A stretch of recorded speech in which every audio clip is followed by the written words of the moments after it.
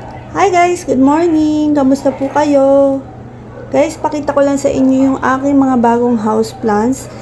Binili ko siya kay Gina's online shop.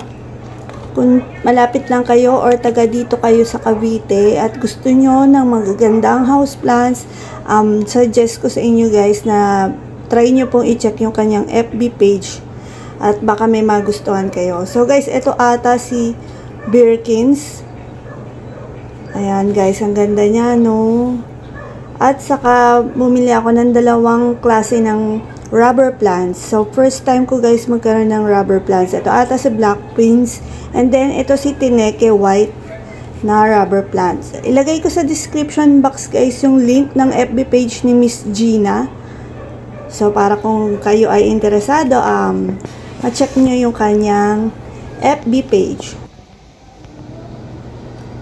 First time ko guys magkaroon ng rubber plant. So, first time ko mag-alaga.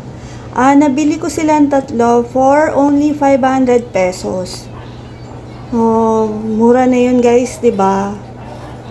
Ayan. So, kararating lang nila. So, pinalalamove ko lang from Gina's online shop papunta dito sa bahay. Ayan sila guys, ang ganda-ganda nila.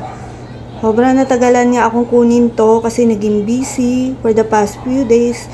Pero ayan na sila. So, sana mabuhay sila sa akin. Ayan lang guys. Excited lang ako ipakita sa inyo yung aking mga bagong plants.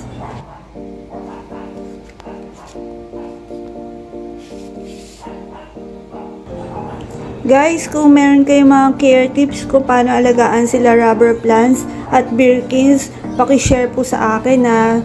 Maraming salamat in advance. So, ayun lang guys. Thank you for watching. Until my next video. Ingat po kayo palagi. Bye!